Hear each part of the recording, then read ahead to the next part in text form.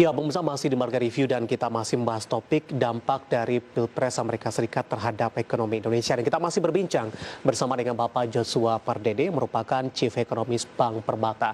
Pak Joshua, kita lanjutkan kembali, Pak. Halo? Ya, Mas David. Ya, Mas David. Di segmen pertama tadi kita sudah membahas background Pilpres Amerika Serikat seberapa penting atau seberapa krusial terhadap perekonomian global. Nah, di segmen ini kita akan coba bahas, Pak Joshua, dampaknya terhadap perekonomian Indonesia, Pak, untuk pelaksanaan Pilpres Amerika Serikat dari sisi hubungan dagang, kemudian kebijakan-kebijakan yang sudah dikeluarkan sampai sejauh ini, ekspor-impor yang dilakukan dari sisi realisasi investasi. Pak Joshua, siapapun yang terpilih nantinya. Ya, saya pikir kalau kita lihat dari kebijakan ataupun hubungan perdagangan ya antara Amerika Serikat dengan Indonesia, kalau kita lihat saat ini neraca perdagangan Indonesia dengan Amerika Serikat justru mencatatkan surplus ya. Dan ini surplus perdagangan kita dengan Amerika Serikat justru meningkat dibandingkan pada saat zaman Obama gitu ya, 4 tahun sebelumnya lagi. Dan ini kalau kita lihat kebijakan dagang antara Amerika Serikat dengan Indonesia ini juga didorong juga kalau kita lihat komoditi apa sebenarnya yang diekspor itu adalah salah satunya tekstil dan juga rubber ya. Ini dua komoditi yang khususnya pakaian jadi ini memang ini menjadi komoditi utama ekspor ke Amerika Serikat. Dan ditambah lagi juga dengan kemarin Menlu Amerika Serikat sendiri sudah berkunjung ke Indonesia dan setelahnya kita lihat GSP antara terhadap Indonesia juga akhirnya diperpanjang ya. Jadi tentunya kita harapkan ini memberikan suatu hal yang positif ya, khususnya buat mempertahankan kinerja ekspor Indonesia ke US gitu ya. Dan dengan di tengah tadi kondisi pemulihan ekonomi domestik di tengah pandemi COVID-19. Dan di sisi lainnya juga kita lihat dari sisi investasi, memang kita lihat dengan adanya perang dagang kemarin antara Amerika Serikat dengan Tiongkok, ini juga memberikan opportunity sebenarnya ya pada investasi baik dari sisi China ataupun dari sisi US ini untuk masuk ke Indonesia gitu ya. Tapi makanya itu menjadi salah satu hal yang didorong oleh pemerintah, yaitu dalam tercermin juga dalam Omnibus Law Undang-Undang Cipta Kerja ya, dengan harapan tadi percepatan proses perizinan ini bisa menangkap radar ya dari investor asing ini untuk masuk ke Indonesia gitu. Sehingga kalau kita lihat dari sisi investasi sejauh ini, saya pikir Amerika Serikat merupakan salah satu top investor ya untuk dari sisi FDI-nya sendiri. Dan sehingga kalau kita lihat secara umum ya tadi hubungan dagang dan investasi Indonesia saat ini cukup baik ya, dengan mempertimbangkan tadi realisasi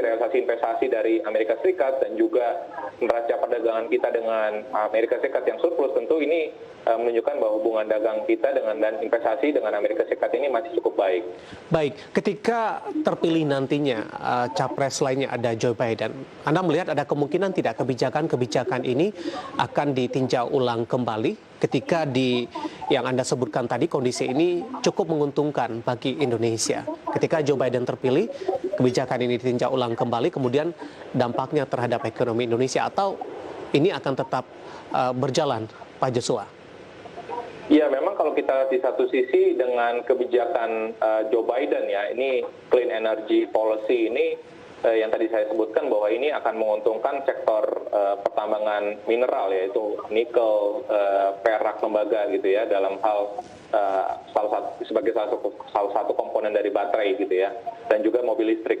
Nah, tapi di sisi lainnya tentu kebijakan tersebut jika Joe Biden menang tentunya akan bisa mempengaruhi juga ya komoditi ekspor kita yang merupakan komoditas ekspor andalan kita saat ini, yaitu tadi salah satunya adalah batu bara gitu ya. Tentu ini akan kontradiktif gitu ya dalam jangka pendek ini.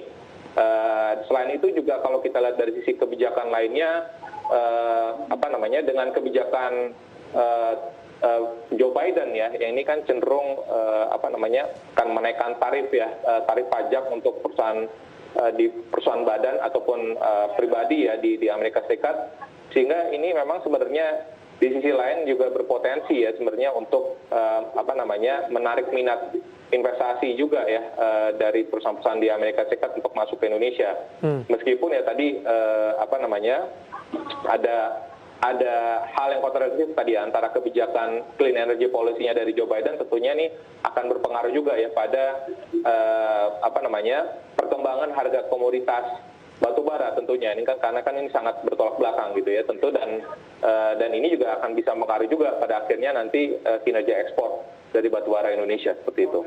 Baik, tapi ada satu pernyataan yang menarik Pak Joshua dari pengamat hubungan internasional. Siapapun yang akan terpilih nantinya, fokus mereka tidak akan memprioritaskan keuntungan negara lain karena masalah domestik Amerika Serikat saja untuk saat ini cukup berat dari sisi ekonomi mereka. Apakah nanti siapapun yang terpilih dalam jangka pendek mereka akan lebih memprioritaskan kebijakan-kebijakan untuk pemulihan negara Amerika, Pak Joshua, jika dibandingkan dengan kebijakan-kebijakan yang berhubungan dengan negara lain termasuk Indonesia, Pak Joshua? Iya, memang tadi yang saya sampaikan di awal juga bahwa inward looking policy ini akan tetap dilakukan ya, baik dari sisi Trump ataupun dari sisi Joe Biden gitu ya. Mungkin derajat inward looking policy-nya ini agak berbeda gitu ya, karena kalau kita lihat kalau Trump yang tadi yang saya katakan ini akan cenderung masih akan tetap tegas ya bahwa kenaikan tarif terhadap produk China ini akan tetap dilakukan. Sementara itu tadi approach-nya dari Joe Biden sendiri agak berbeda. Kemungkinan akan mengeluarkan kebijakan yang non-tarif justru ya. Nah, tapi di sisi lainnya tentu dengan kebijakan Trump tersebut ya, ini kan artinya tensi dagang antara Amerika Serikat dengan China ini akan masih bersih tegang gitu ya, tensinya masih tetap tinggi. Sehingga sebenarnya disitulah makanya ada peluang juga di situ ya, bahwa dengan kondisi di mana tensi dagang antara Amerika Serikat dengan China ini masih tetap tinggi, tentu sebenarnya ada keuntungan bahwa ada relokasi misalkan perusahaan-perusahaan dari China ini masuk ke Indonesia gitu ya, seperti yang sedang disiapkan saat ini misalkan kawasan industri di Batam gitu ya, dan juga berbagai kawasan industri lainnya di Indonesia. Dan itulah sebenarnya yang kalau kita lihat dari sisi kebijakan Joe Biden sendiri, ini tentu ya dua kandidat tersebut ya tadi inward looking policy, tapi kalau kita lihat dari sisi pasar bagaimana menerimanya, kita lihat di sini dengan historical sebelumnya ya, di mana kalau kita lihat Donald Trump ini kan tadi penuh kejutan ya, dan tadi faktor uncertainty-nya sangat tinggi sekali, dan ini saya pikir ini agak kurang disukai oleh pelaku pasar gitu ya. Dan di sisi lainnya tentu kebijakan yang inward looking-nya tersebut juga sangat tinggi absolut ya, artinya tidak ada negosiasi yang cukup signifikan yang padahal sudah dilakukan fase pertama dari kesepakatan dagang antara US dengan China gitu, sehingga tapi makanya kita lihat dalam jangka pendek ini tentu jika kedua kandidat tersebut masih melakukan inward looking policy-nya, tentu ini dampaknya mungkin akan marginal ya, ataupun tidak akan jauh berbeda ya, untuk khususnya di dampaknya pada ekonomi global dan juga untuk perekonomian Indonesia sendiri. Itu untuk jangka pendeknya seperti itu.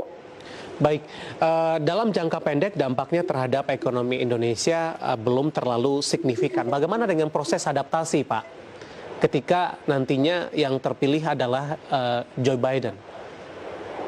Ya, saya pikir memang yang tadi saya katakan bahwa dari sisi pasar keuangan ya, ataupun kebijakannya Joe Biden ini lebih market friendly ya, ketimbang kebijakan ataupun pernyataan-pernyataan yang dilontarkan oleh Presiden Trump saat ini gitu ya.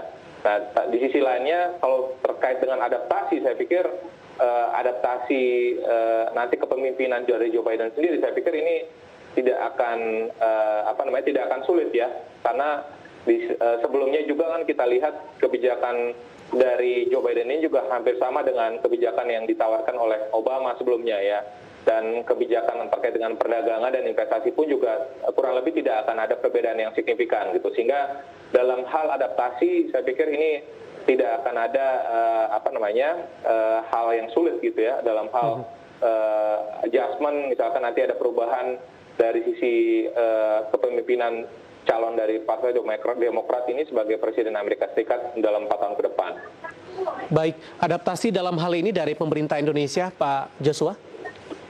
Ya, saya pikir ya tadi yang saya katakan bahwa ya tentu pemerintah Indonesia akan tetap ya akan melakukan hubungan bilateral ya untuk mempererat tadi perjanjian perdagangan misalkan ataupun potensi-potensi investasi ke depannya ya saya pikir ini akan tetap dilakukan baik siapapun pemimpinnya ya baik Joe Biden ataupun Presiden Trump saya pikir pemerintah Indonesia pun juga akan tetap melakukan pendekatan bilateral ya karena kita tahu bahwa dengan kondisi saat ini di mana era deglobalisasi ini cukup kental gitu sehingga pemerintah Indonesia pun juga harus tetap melakukan bilateral hubungan bilateral yang sangat baik ya dengan semua negara di dunia. Jadi saya pikir memang tidak akan ada adaptasi yang signifikan ya baik dari sisi kepemimpinan Trump dengan kepemimpinan Joe Biden seandainya Joe Biden menang ya karena pemerintah Indonesia harus approach siapapun juga gitu ya. Baik, Pak Joshua, kita masih punya satu segmen lagi, kita akan jeda kembali terlebih dahulu dan pemirsa tetap bersama kami, Marka Review akan segera kembali sesaat.